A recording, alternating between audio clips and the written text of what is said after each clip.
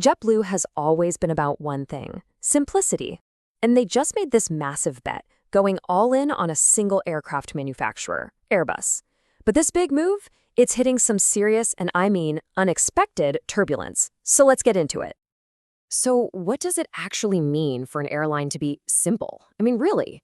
Well, for JetBlue, it's not just a buzzword. It's literally the foundation of their entire brand.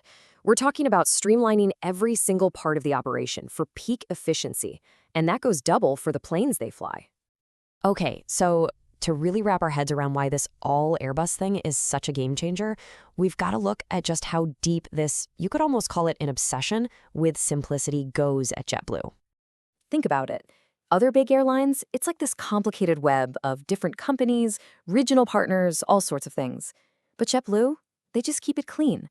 One airline, one brand. Simple, right? And now they've taken that whole idea to its logical extreme by building a fleet with planes from just one manufacturer, Airbus.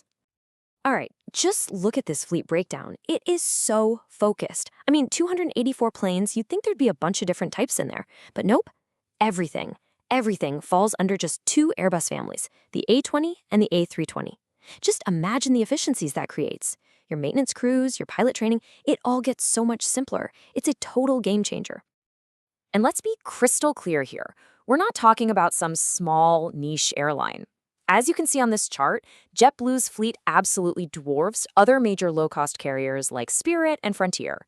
So yeah, this is a huge airline making a really huge bet on this single manufacturer strategy. But, a strategy this focused, it doesn't come for free. It came at a cost. And to make it all happen, JetBlue had to say goodbye to an airplane that was, for a very long time, the real heart and soul of its fleet. We're talking about the Embraer E190. For 20 years, this plane was a JetBlue icon. And get this, JetBlue was the very first airline in the world to fly it, way back in 2005. But all good things come to an end. After a 2-year phase-out, the very last E190 flight touched down for the final time on September 9th, 2025. And here's a little piece of history for you. This is pretty cool. The guy who captained that final flight, it was JetBlue's Chief Operating Officer, Warren Christie. And here's the kicker. He was the exact same pilot who flew the very first E190 flight for the airline 2 decades earlier. How's that for a perfect bookend to a major chapter in the airline's history? Yeah, so this plane wasn't just another number in their fleet. It was a true partnership. JetBlue didn't just fly the E190. They were instrumental in introducing it to the entire world, really proving what it could do on a global stage. So the E190 is gone. What's the new workhorse? Well, say hello to the Airbus A220. This is the plane at the absolute center of JetBlue's future. Now, the A220 isn't just a simple replacement. Oh no, it is a massive, massive upgrade. The old E190, great for shorter hops, but the A220, it can fly clear across the country. We are talking about a quantum leap in fuel efficiency, and it opens up routes that were just impossible for JetBlue before. And man, they are not messing around. Since the start of 2023, JetBlue has brought in a staggering 40 new A220s. That kind of rapid change really shows you just how all in they are on this Airbus vision. Okay, but this is where the story takes a sharp turn.